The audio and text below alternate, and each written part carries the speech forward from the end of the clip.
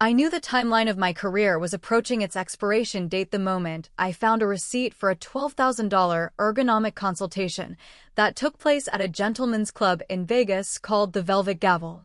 You know, the kind of place where the consultants usually don't have CPAs, but they do possess a remarkable talent for defying gravity on a chrome pole while wearing 6-inch heels. That receipt was buried in a stack of legitimate travel expenses, hiding in plain sight, arrogant and sloppy. Before we dive deeper, let me know in the comments, what city or country are you watching this from? My name is Janine. I'm 42. I live in a shoebox apartment in Tribeca that costs more than my parents' 4-bedroom house in Denver, and I have the personality of a sniper rifle, cold, precise, and usually pointing at something you're desperately trying to hide. I worked as an internal audit specialist at Hunter Tech. On paper, that sounds incredibly boring, doesn't it? That's exactly what they bank on. They think I'm just the lady in the beige cardigan who exists to make sure the interns aren't stealing toner cartridges. They think I'm part of the office furniture. But here's the thing about furniture. It's in the room when you're talking about the bodies you buried. Hunter Tech is one of those companies that the tech bros worship like a religion. We make enterprise-level solutions, which is corporate speak for, we charge you millions to tell you to fire your middle management. The CEO, Marcus Thorne, is a guy who looks like he was 3D printed from a composite image of every fraternity president who ever got away with a DUI. He has the veneered teeth, the spray tan, and the terrifying belief that rules are just suggestions for poor people. I've been at Hunter for 7 years. In that time, I've saved them about $40 million by catching legitimate errors, double payments, vendor overcharges, logistical drift. I am very good at my job. I have a photographic memory for numbers. If I see a variance of 0.04% in a quarterly report, it itches behind my eyes until I scratch it. Marcus calls me the librarian when he thinks I'm not listening. He thinks it's an insult. He forgets that librarians are the gatekeepers of information, and information is the only currency that actually matters. The atmosphere at Hunter is what I call curated toxicity. We have nap pods, kombucha on tap, and an open-plan office designed to maximize collaboration and minimize privacy. It's a shark tank where everyone is pretending to be a dolphin. My office is technically a glass cube near the elevators, perfectly positioned so I can see the 2 p.m. panic attacks and the assistants crying in the stairwell. And I see the expense reports. Oh God, the expense reports. Usually, the C-suite is smart enough to hide their dirt. They use shell companies, offshore accounts, layers of plausible deniability. But Marcus had gotten lazy. That's the fatal flaw of narcissists. Eventually, they start to believe their own marketing. He thought he was untouchable because the stock price was hovering at an all-time high. It started on a Tuesday. I was running a routine compliance check on the Q3 marketing budget when I noticed Hunter Tech had supposedly spent $4 million on brand awareness initiatives in Southeast Asia. That didn't make sense. We don't target Southeast Asia, we target bloated American healthcare conglomerates. I pulled the ledger. The transactions were sloppy. Round numbers. Exactly $50,000 and 0 cents on consulting services. Real life has taxes. Real life has fees. Real life has cents. Round numbers are the fingerprints of a liar who is in a hurry. I dug deeper. The vendor was a company called Apex Solutions LLC. A quick background check revealed Apex didn't have a website or a LinkedIn presence. Their registered address was a P.O. box in a strip mall in Delaware that also housed a We Buy Gold store and a vape shop. I sat back in my Herman Miller chair and took a sip of my lukewarm water. My heart didn't race. This is the part people don't understand about auditors. We don't get scared when we find a discrepancy. We get excited. It's like finding a loose thread on a cheap sweater. You just want to pull it and watch the whole thing unravel. I started cross-referencing Apex Solutions with Marcus's travel itinerary. Perfect match. Bangkok, Macau, the Cayman Islands. Every time Marcus was scouting new markets, Apex sent an invoice. I printed everything on the old, jagged machine in the basement archives, the one not connected to the main server logs. I wasn't going to blow the whistle yet. That's rookie behavior. You don't shoot at the king unless you have a nuclear warhead. I drafted an email to the CFO, a spineless jellyfish named Greg. I kept it polite, asking for clarification on the Apex deliverables. Can't seem to locate the contract, I wrote. I hit send and waited. In the corporate world, silence is a frequency. The silence that followed wasn't the silence of "I'm busy." It was the silence of a bomb squad staring at a red wire. 2 days later, I got a calendar invite. Not from Greg, but from Marcus. Q3 review/comp discussion. Penthouse office. Comp discussion is code for money. It was annual review season, and I was due for a significant bump. I put on my best blazer, the charcoal one that makes me look like I prosecute war criminals, and took the elevator to the top floor. The penthouse smelled of rich mahogany and fear. Marcus was sitting behind a desk large enough to land a helicopter on. He didn't stand up when I walked in. "Janine," he said, gesturing to a low chair designed to make you feel like a toddler. "Thanks for coming up." "Happy to be here, Marcus," I lied. My voice was level, the voice of the librarian. "Look, let's cut to the chase," he said, leaning back. A Rolex the size of a hockey puck glinted on his wrist. "Greg forwarded me your email about Apex Solutions? Just trying to clear up some documentation gaps?" "Right. Minor stuff. Greg's handling it. It's a legacy contract. Very hush-hush R&D stuff. You know how it is. Absolute, unadulterated garbage. You don't expense R&D through marketing budgets." "Understood," I said. "I'll still need the documentation for the SEC filings. Sarbanes-Oxley is pretty strict about." He cut me off with a wave of his hand. "Don't worry your pretty little head about the SEC, Janine. Legal has it covered." Pretty little head. The air in the room didn't change temperature, but I felt a glacier form in my chest. He had just made a mistake. He just didn't know it yet. "Now," he said, shifting gears. "About your review." He tossed a single sheet of paper across the desk. It slid across the polished wood and stopped at my fingertips. "We're having a tight year. Capital expenditures, market volatility. We're freezing all senior-level raises. No bonus this year, Janine. And frankly, I've been hearing noise about your collaborative style. Some people feel you're too focused on the weeds and missing the forest." I looked at the paper. Asterisk 0% increase. Rating, meets expectations, asterisk. I looked back at him. He was smirking.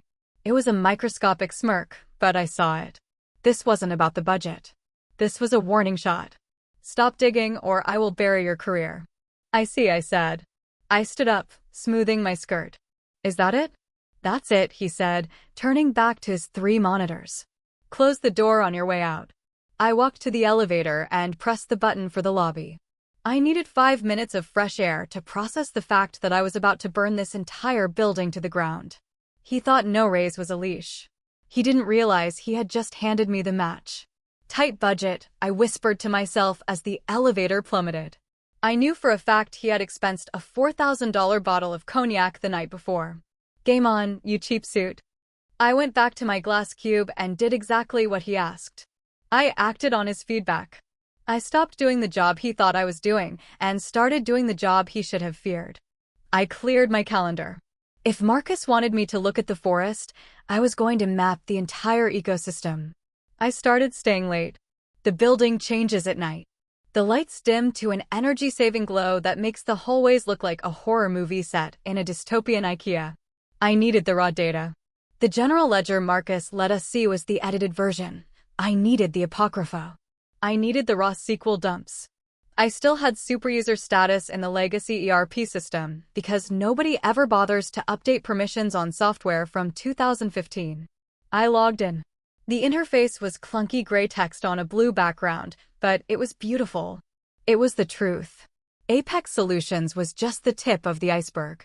I found a cluster of vendors with names that sounded like randomly generated sci-fi factions: Orion Logistics, Vanguard Holdings, Nebula Consulting. All paid in round numbers. But then I found something worse. It wasn't just embezzlement. It was stock manipulation. Hunter's stock price was driven by our proprietary AI growth. We claimed to have an algorithm that could predict supply chain disruptions with 99% accuracy. I looked at the R&D spend. The millions supposedly going to data scientists were being funneled into these shell companies. I checked the code repository. There hadn't been a significant update to the core engine in 8 months. The software was a shell. A glorified Excel macro with a pretty dashboard. They were buying their own product through shell companies to inflate revenue figures, pumping the stock so they could cash out their options. It was fraud on a massive scale.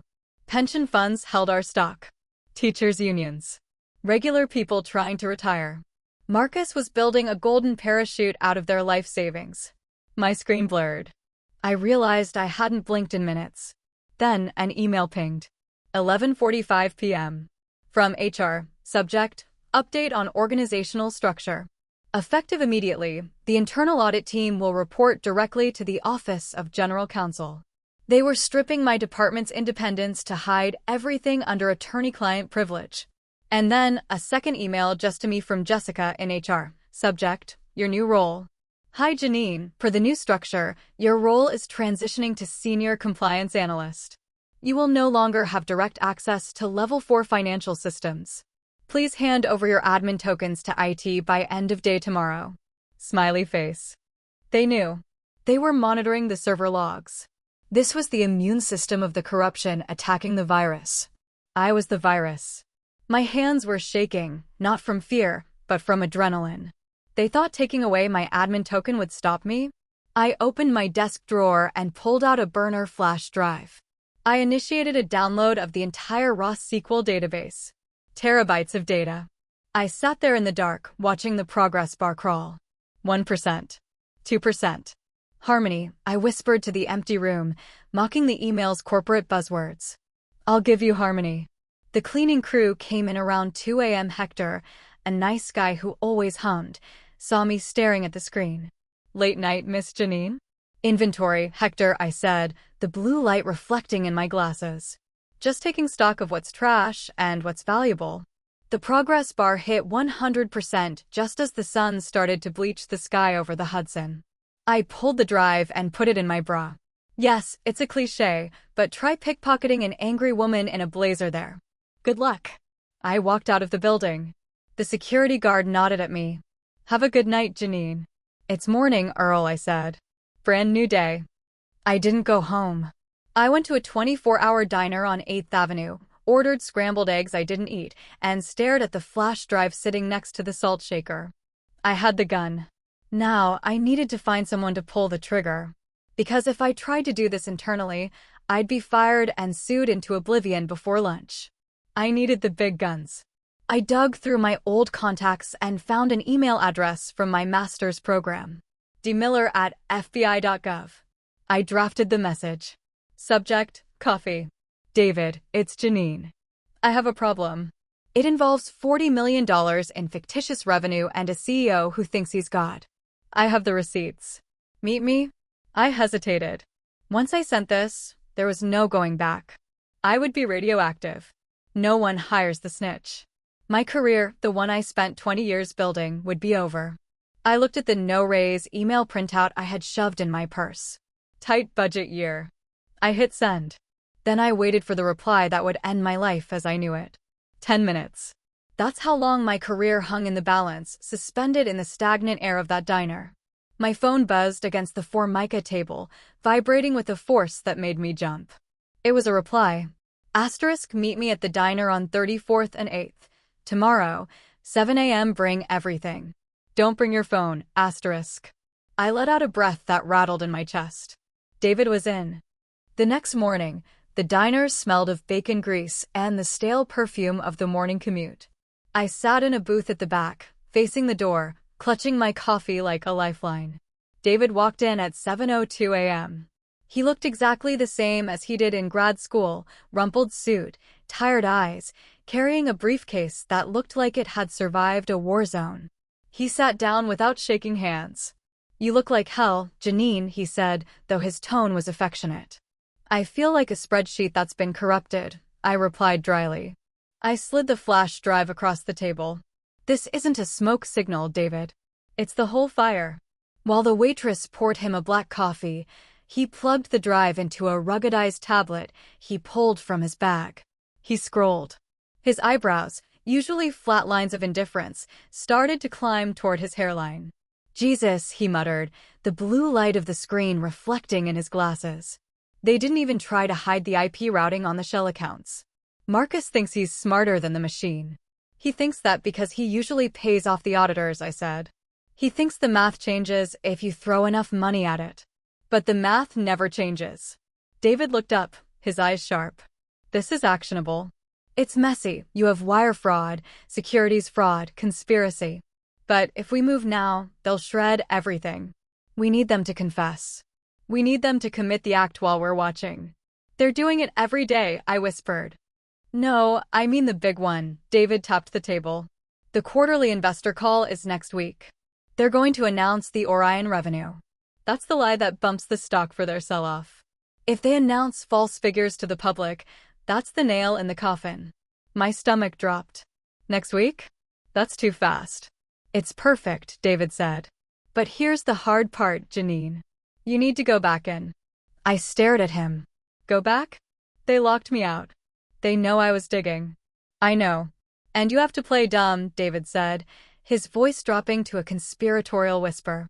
You have to go in there, hand over your laptop, and act like you're defeated. Make them think they won. If they think you're a threat, they'll delay the call or destroy the servers. We need them arrogant. We need them to feel safe. I had to apologize to him. The thought made bile rise in my throat. I thought about Marcus's face, that microscopic smirk when he denied my raise. I can do it, I said, straightening my spine. I'm a professional. I walked into Hunter Tech at 10 a.m. My badge still worked, which was a surprise. I went straight to HR. Jessica was there, looking perky and terrified, like a rabbit caught in headlights. Janine, you're back. Feeling better? Much, I lied, placing my laptop on her desk like a peace offering. Here's the hardware. Sorry about the delay. Fever dreams, you know. Oh, totally, she said, grabbing the laptop as if it were a live grenade. So, the general counsel, Mr. Sterling, wants to see you. Now. Of course he did. I walked to Sterling's office. He was a slippery man with slicked back hair and a suit that cost more than my entire education. He didn't offer me a seat. Janine, he said, standing by the window, not even looking at me. We've had some concerning reports about your data access patterns prior to your illness. I was being thorough, I said, keeping my voice small, defeated. I just wanted to make sure everything was reconciled before the reorg. It's not your job to reconcile anymore, Sterling snapped, spinning around to face me. Here is the situation. You are being placed on administrative leave pending an investigation. You will sign this NDA reaffirming your commitment to company confidentiality. If you speak to anyone, press, competitors, former colleagues, we will sue you for breach of contract, theft of trade secrets, and defamation. We will take your apartment, your savings, and your future. Do you understand? He slid a thick document across the mahogany desk. I picked up the pen. My hand didn't shake. I signed my name, Janine Miller. It didn't matter. A contract signed to cover up a felony is void ab initio. David taught me that. But Sterling didn't know I knew that. He just saw a broken woman signing away her voice. Good, Sterling said, snatching the paper back. Now get out. The next 3 days were a masterclass in psychological warfare. Hunter Tech didn't just fire you, they haunted you. I noticed a black SUV parked across the street from my apartment building on Wednesday. Tinted windows, engine idling. It never moved. My personal email accounts started getting password reset requests I didn't initiate. They were trying to hack me, trying to see if I had leaked anything. I didn't panic. Panic is inefficient. I drank tea. I read books. I waited for Monday. Monday morning, 8:45 a.m. The eve of destruction. I sat at my dining table, coffee hot, laptop open to the Hunter Tech Investor Relations portal. Since I owned shares, I had a legal right to watch the stream. The countdown clock ticked down. The production value was nauseating, upbeat techno music, digital clouds, soaring graphs. At 9 a.m. sharp, Marcus Thorne walked onto the stage.